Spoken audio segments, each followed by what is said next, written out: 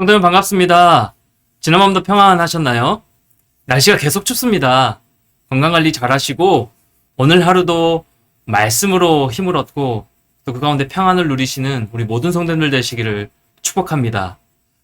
요한계시록을 계속해서 나누고 있는데요. 요한계시록 좀 쉽지 않으시죠? 해석하기도 어렵고 이해도 되지 않고 너무 어려운 내용일 거라 생각이 듭니다. 오늘도 8장부터 11장의 내용을 좀 중심으로 읽어보시고 또 살펴보면서 11장 말씀을 중심으로 좀 간략하게 살펴보려고 하는데요. 이 말씀을 또 들으시고 또 의미를 부여해서 각자의 자리에서 기도하며 나아가시는 우리 모든 성도님들 되시기를 소망합니다. 11장 3절부터 4절 말씀 같이 보겠습니다. 내가 나의 두 증인에게 권세를 주리니 그들이 붉은 베옷을 입고 1260일을 예언하리라. 그들은 이 땅에 주 앞에 서 있는 두 감람나무와 두 촛대니. 계시록 11장은요. 10장의 말씀의 연속으로 조금 더 구체화된 내용을 언급하고 있는데요. 10장 말씀이 이론적 교회의 모습이라면 11장은요. 구체적인 교회의 모습입니다. 이 악이 가득한 세상에서 성도, 즉 교회가 어떻게 살아가야 하는지에 대해서 교회를 상징하는 이 두 증인의 모습을 통해 우리에게 보여주는 것입니다. 요한은 지금요, 고난 속에서 있는 성도들에게 이 고난은 끝날 것이다. 그러니 조금만 더 참으라 라고 하는 것이 아니에요. 저도 목사로서 이 말씀을 전할 때 좀 그런 소망을 또 희망적인 메시지를 막 선포하고 싶을 때가 굉장히 많거든요. 괜찮아. 조금만 더 이겨내면, 조금만 견디면 힘을 얻을 거야. 우리 청년들에게도 그렇고요. 성도님들에게도 소망의 메시지를 전하고 싶은 게 참 많습니다. 그런데 요한은요, 성도들에게 이 고난은 끝날 것이다. 그러니 좀만 참아라 라고 얘기하는 것이 아니라 이 땅의 현실을 정확하게 보라는 말로 교회의 현실을 설명하고 있습니다. 이 말씀을 들을 때 좀 어려워지죠. 딱딱하죠. 너희가 지금 받고 있는 고난은 얼마간 계속 지속될 것이며 계속해서 세상은 이런저런 방식으로 너희를 공격할 것이다 라고 말합니다. 사랑하는 성도 여러분, 2022년 정말 많이 애쓰시고 또 수고하시면서 마음고생도 하시면서 이런저런 많은 일들 가운데 참 많이 수고하셨죠. 그러면 하나님이 마음 가운데 좀 평안을 주시고 오래 고생했으니 내년은 조금 더 평안하게, 조금 더 행복하게, 조금 더 기쁨이 넘치는 일이 주어질 거야 라고 말씀해 주시면 너무 좋겠잖아요. 그게 우리의 소망이고 바람일 때가 많은데 이 말씀에는 또 그렇지 않다라는 것이죠. 계속해서 우리를 공격할 것이고 우리에게 시험은 고난은 계속 있을 것이다 라고 얘기하면 숨이 막히는 게 사실입니다. 그럼에도 불구하고 이 교회의 적대적인 이 세상 속에서 어떻게 살아내야 하는지 이 성도의 삶의 모습을 명확하게 제시하는 것이 오늘 본문 말씀입니다. 그것은 바로 세상 속에 증인이 되라는 것입니다. 3절 4절에서 두 증인을 두 감람나무와 두 촛대라고 언급하고 있습니다. 여러분, 두 감람나무는 포로에서 귀향하여 이스라엘 공동체에 무너진 성전을 새롭게 세우는 제사장, 두 제사장이 있었죠. 여호수아와 총독 스룹바벨을 의미하고요. 두 촛대는 계시록 1장에 등장했던 교회를 상징하는 촛대에서 나온 겁니다. 여러분, 여기 나오는 두 증인은요, 바로 교회이고요. 곧 교회로 부르신 우리 모든 성도님들이 되는 겁니다. 이렇게 정리했을 때 두 증인이 하는 일은 바로 우리가 해야 되는 일이 되겠죠. 3절에 보니까 두 증인이 하는 일이 굵은 베옷을 입고 예언하는 일이었습니다. 여러분, 굵은 베옷을 입었다라는 것은 슬픔의 회개를 의미합니다. 주 안에 사랑하는 성도 여러분, 성도와 이 땅의 교회에 주어진 사명이 있는데요. 우리가 버겁고 힘에 들고 좀 평안했으면 좋겠다라고 우리가 생각하는 것과 달리 하나님이 이 땅에 남겨진 백성들에게 또 교회에 주신 사명이 있습니다. 그것이 무엇이냐면 세상을 향하여 주의 복음을 들고 회개의 복음을 전파하는 것입니다. 그리고 하나님은 우리에게 이 사명을 주실 때 이 모든 것을 감당할 능력을 부어주시겠다라고 말씀하셨습니다. 약속하셨습니다. 회개의 복음을 전하는 이 하나님의 사람들과 교회는요, 하나님으로부터 권세를 얻고 그 권세를 가지고 이 땅에서 증인으로서 온전하게 나가야 하는 것이고 또 그렇게 하나님께서 인도하시겠다라고 약속하시는 겁니다. 성도는요, 이 땅에서 회개 복음을 증거하는 자들입니다. 증인으로 사는 성도는 이 땅에서 반드시 공격을 받아요. 그리고 우리 삶 가운데 고난이 있고 또 어려움들이 닥치는 것이죠. 내버려두지 않기 때문에. 그러나 하나님께서 친히 당신의 증인을 보호하신다고 하십니다. 그래서 성도는 강력할 수 있는 거예요. 약할 때 강함 되시는 그 주님의 권능이 우리를 보호하고 함께 하시는 것이기 때문에. 회개의 복음을 전하는 하나님의 교회는요, 강력했습니다. 세상이 그들을 감당할 수 없었어요. 여러분, 그동안 우리 기독교를 좀 돌아보면 수많은 탄압을 받아왔습니다.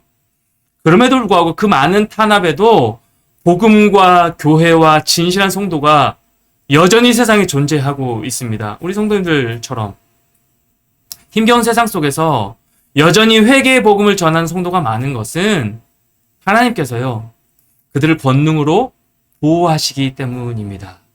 그러니까 우리 모든 삶은 하나님 은혜 없이는 해석될 수 없는 것이죠. 모세와 엘리야가 그랬던 것처럼 그들을 붙잡고 계신 하나님의 능력이 그들을 통해 나타나기 때문입니다. 그래서 우리의 어떤 상황이나 절박한 기도보다 주님께서 맡기신 이 복음을 가지고 세상에 나아갈 때, 이 사명을 붙잡고 우리가 나아갈 때에 놀랍게 일하시는 주님을 목도할 수 있는 것이고요. 그 하나님의 능력이 나를 통해, 우리 성도님들 한 분 한 분을 통해서 일하시는 것을 경험할 수 있게 되는 것입니다. 이것이 악한 세상에서 사는 이 교회와 성도에게 주신 하나님의 권능이고요. 성령의 능력입니다.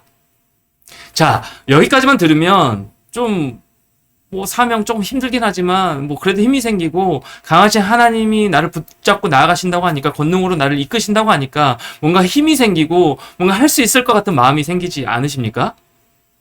그런데 이것이 증인의 삶의 전부가 아니라는 것을 또 이어서 말씀하십니다. 그럼 7절 말씀 보시면 충격적인 반전인데요. 11장 7절 말씀 보십시오. 그들이 그 증언을 마칠 때에 무적행으로부터 올라오는 그 짐승이 그들과 더불어 전쟁을 일으켜 그들을 이기고 그들을 죽일 터인즉, 그 증언을 마칠 때, 그 사명을 마칠 때 기다리는 것이 상이 아니라 짐승의 무자비한 공격이었고 그 공격에 의해서 죽는다라고 말씀하고 있습니다. 여러분, 우리는 보통 영광스러운 사명을 감당하고 이 모든 것을 잘 마친다면 하나님이 상을 주시라고 생각하죠. 칭찬받고 싶은 것이 우리의 마음입니다. 저도 이 말씀을 준비하면서 이게 뭐지? 너무 두려워지더라고요.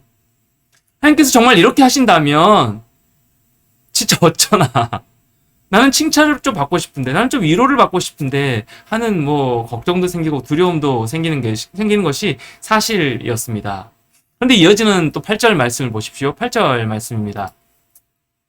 그들의 시체가 큰 성 길에 있으리니 그 성은 영적으로 하면 소돔이라고도 하고 애굽이라고도 하니 곧 그들의 주께서 십자가에 못 박히신 곳이라. 아멘.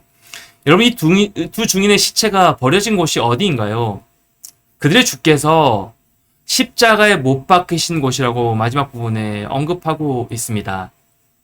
두 증인이 주께서 죽으신 자리에서 죽는 것으로 그들의 사역을 마무리했다라고 밝힙니다.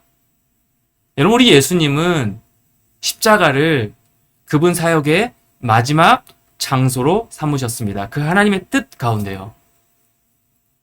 두 증인으로 대표되는 이 교회와 우리 성도들 모두, 우리 성도도 이 땅의 모든 사역의 마무리로 십자가에 달릴 것이라고 말씀하시는 겁니다. 그렇기에 결국 성도가 서야 할 자리는 사람들이 우러러보고 부러워하고 높고 빛나는 자리가 아니라 나의 이름을 이 세상 가운데 드높이기 위해 달려가고 애쓰는 삶이 아니라 예수님이 걸어가신 길, 예수님이 계신 자리, 곧 십자가여야 합니다. 우리가 참된 성도라면 우리 역시 주님이 달리신 그 십자가의 자리에 서야 하는 것이죠. 사랑하는 성도 여러분, 우리는요, 척박한 상황 속에서도 회개의 복음을 전하는 사람이 되어야 합니다. 그 사명을 우리에게 부어 주셨습니다. 그것이 성도인 우리와 교회에 주신 사명이고요. 그 과정에서 때로 하나님은 성도가 죽는 것을 허락하시고요. 엎드려지게 만드십니다. 또 힘든 일을 경험하게도 하십니다. 하나님의 도우심이 전혀 느껴지지 않고 거대한 세상의 힘의 논리에 눌려 신음하고 탄식하며 죽을 것 같은 경험을 할 수도 있습니다. 그런 시간들을 지나고 계신 성도님들도 많이 계시죠. 그러나 성도 여러분, 너무 낙심하지 않으셨으면 좋겠습니다. 거기가 끝이 아닙니다. 우리의 삶이 끝이 아닙니다. 그 자리에 애쓰며 달려가고 계시는, 분투하고 계시는 성도님들의 그 자리에 우리 주님께서 찾아오십니다. 우리가 죽은 것 같은 그 십자가의 자리에 주께서 부활의 권능을 가지고 임하시는 것입니다. 그때에 상하고 마르고 아프고 상처 입고 죽은 것 같은 우리의 삶과 그런 우리의 모든 인생길 가운데 에스겔 골짜기에 마른 뼈를 살리신 그 성령께서 임하실 것이고요. 그 권능으로 우리를 다시 살리실 것입니다. 그렇기에 오늘 이 말씀을 붙들고 오늘이라는 하루를 또 살아가셔야 할 저와 또 우리 모든 성도님들 한 분 한 분 가운데 이 11장에 나오는 이 두 증인과 같은 삶과 죽음으로 주님을 경험하고 세상 가운데 주님을 드러내는 우리 모든 성도님들 되시기를 축복합니다. 더 나아가서 우리 주와 함께 교회가 이 사명을 넉넉히 감당하며 하나님이 가신 그 길, 그 십자가의 길, 이 복음을 전하는 길을 온전히 걸어가는 우리 주와 함께 교회와 그 가운데 있는 우리 모든 성도님들 한 분 한 분 다 되시기를 주님의 이름으로 간절히 축원합니다. 같이 한번 기도하겠습니다. 하나님, 이 땅의 삶이 버겁고 힘에 겹고 쉽지 않지만 그래야 우리는 좀 평안을 구하며 좀 안정을 구하며 행복을 찾아 나아가지만 오늘 말씀을 통하여 또 분명히 우리에게 주신 사명이 있음을 다시 한번 깨닫게 하여 주시니 감사를 드립니다. 복음 들고 나아가는 자들 되길 원합니다. 내가 먼저 그 은혜를 받은 자답게 주의 사랑을 흘려보내고 또 그것이 죽는 자리일지라도 십자가의 길에 모든 죄를 짊어지시고 하나님의 뜻을 이루신 그 예수 그리스도의 길을 닮아가고 걸어가는 우리 모두가 될 수 있도록 우리 귀한 우리 주와 함께 교회와 우리 모든 성도님들 한 분 한 분 될 수 있도록 주여 은혜를 더하여 주시옵소서. 오늘 하루를 또 시작합니다. 버겁고 힘에 부치고 힘들도록 애쓰며 분투하며 여기까지 달려오신 많은 성도님들 가운데 위로가 필요하고 또 은혜가 필요하오니 하나님 채워 주시옵소서. 그런데 거기서 그치는 인생이 아니라 주의 사명을 붙들고 힘을 얻어 주께서 부으신 그 권능을 힘입어 달려나가는 승리하시는 우리 모든 성도님들과 우리 주와 함께 될 수 있도록 인도하여 주시옵소서. 오늘 하루도 그렇게 우리의 삶을 이끄시고 붙들어 가시고 함께 하실 그 하나님을 기대하오며 살아계신 예수님의 이름으로 간절히 기도드리옵나이다. 아멘. 오늘 이 말씀과 또 이 기도 제목과 우리 성도님들 각자의 기도 제목을 붙들고 기도하시면서 또 나아가시는 힘을 얻고 나아가시는 모든 성도들 되시기를 축복합니다.